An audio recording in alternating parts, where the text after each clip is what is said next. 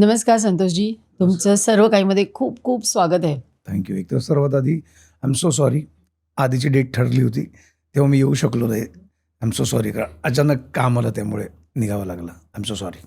No problem. तुमचा picture बघितला, मामाच्या गोव्याला जाऊया. अरे काय Thank you. धमाल आहे. तुम्ही तिघं जण मिळून धमाल करता. हो म्हणजे काय. आणि मला असं वाटतं ते स्ट्रगलर सालामध्ये जे तुमची जी केमिस्ट्री जमली होती हां. आणि आता ती तुमच्या त्या पिक्चरमध्ये एवढी धमालपणे, सस्पेन्सपणे हो आणि ॲक्शनपणे. ॲब्सोल्युटली. मी ही फिल्म एक तर स्ट्रगलर्स आला आमचं सिरीज जी आहे तिथून ती करत असताना अनेक वेळेला असं विषय व्हायचा विजूकडून पण किंवा कुशल सगळ्यांकडूनच की यार ह्याच्यावर सिनेमा झाला तर कसा होईल. बरेच बाहेरची लोक पण आम्हाला विचारायचे यार आता याचा एक काहीतरी सिनेमा बनवा, सिनेमा फॉर्ममध्ये बनवा. त्या सगळ्या जुगाडमध्ये विजू होताच पण त्याला मनासारखी गोष्ट मिळत नव्हती.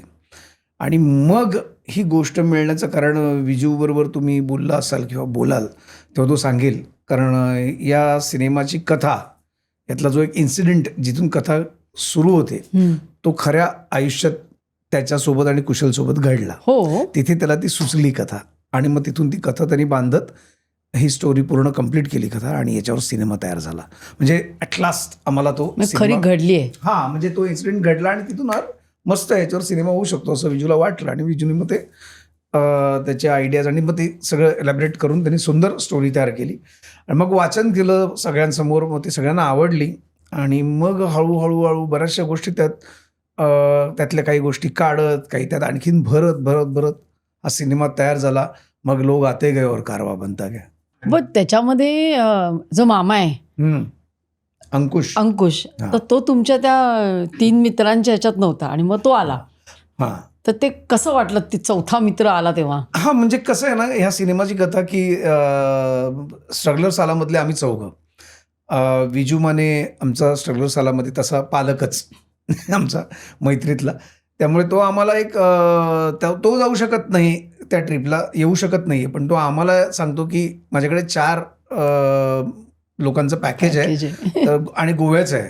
मी सगळी स्टोरी रिव्हील करताय पण चालेल ना? म्हणजे आता रिलीज झालाय ना सिनेमा. मी सगळी स्टोरी नाही सांगत आहे. तर तो त्यांना देतो आणि मग ते गोव्याला जातात. तरी ठीक आहे तुम्ही बोलतात ते बरोबर आहे. थोडक्यात हां मी जर मला माहिती आहे स्टोरी पण सिनेमा रिलीज झाल्यानंतर एक्साइटमेंट जास्त असते. हो बरोबर आहे. सो ते तिघं जातात आणि मग तिघं जाताना ते ठरवतात की काय करायचं. कोणतरी यार कारण तुम्ही चौघांचं आहे पॅकेज मग चौथं कोणतरी पाहिजे. तर आधी मनात विचार येतात वेगवेगळे पण मध्ये एक आपला कॉलेजचा नेहमीचा बकरा मामाला घेऊन बायकांना घेऊन जात नाही. हा ते जाऊ देत नाही विजू तो घेऊन मी मैत्रिणींना आम्हाला तिघांना. नाही मी सिनेमाबद्दल बोलतोय. सिनेमा नाही असं का नाही त्याला असं म्हणजे की जर तिथे घेऊन गेलं तर माझ्या बायकोला कळेल आणि माझे वांदे होतील. अच्छा. तर मग तिघं काय करायचं. तर मग चौथा मित्र म्हणून ते त्यांच्या कॉलेजमधला जो त्यांचा मित्र असतो मामा त्यांचं नेहमीचं गिराईक मामाला घेऊन जाऊ. प्रत्येकाच्या आयुष्यात एक असा प्रत्येक मित्रांच्या घोळक्यात एक कोणीतरी असतो जो गरजेचा असतो. आणि ते कसं असतं ना ती मैत्री जी होते ना ती काही आपोआप होत नाही. म्हणजे मला फार या गोष्टीवर विश्वास आहे की आई वडील जन्म मृत्यू हे सगळं तिथे वरून ठरवलेलं असतं. कसं होणार आहे, आई वडील कोण मिळणार आहेत, नातेवाईक आपण निवडू शकत नाही. आपल्याला जगातनं देवानी एकच संधी दिलेली आहे ते म्हणजे आपली गर्लफ्रेंड बॉयफ्रेंड किंवा आपले मित्र निवडण्याची. सो मित्र निवडताना आपण इतके करेक्ट निवडतो ती देवाने मी ज्यांना अक्कल दिली ते निवडतातच.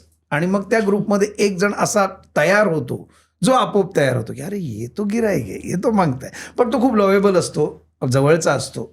त्यामुळे तसं ते मामाचं कॅरेक्टर आहे आणि आम्ही त्याला घेऊन जातो. आणि मग तिकडे गेल्यानंतर जे काही घडत आहे जे मी सांगितलं की विजूच्या आयुष्यात आणि कुशलच्या आयुष्यात जेव्हा असा एक इन्सिडेंट घडला त्याच्यावर सिनेमा तयार झाला. तो काय इन्सिडेंट आहे तो मी आता इथे नाही सांगत. आत्ताच कालच रिलीज झाली आहे फिल्म. आणि तर तुम्ही फिल्म बघा.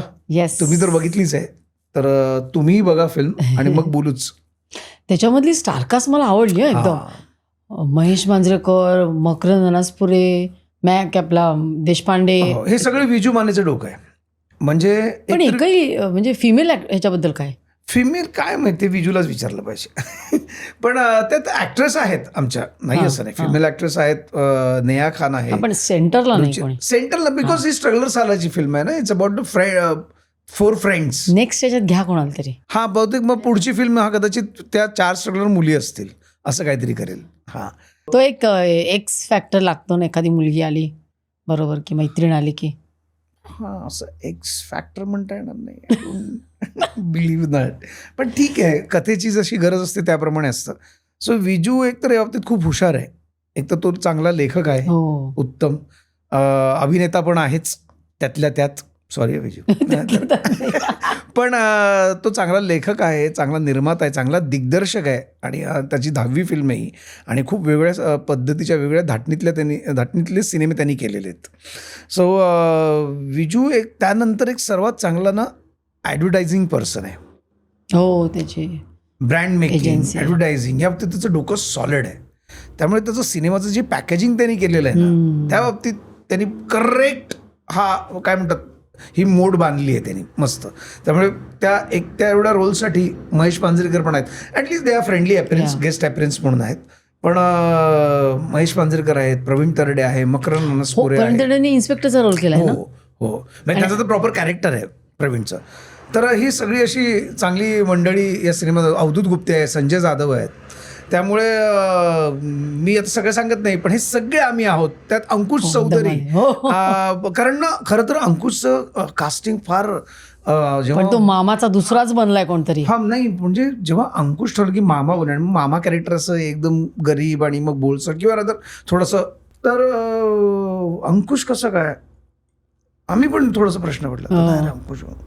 आणि मग अंकुशला त्यांनी ऐकवलं आणि मग ते अंकुश आला आणि मग अंकुशने जे काही केलं ते सिनेमात आहे.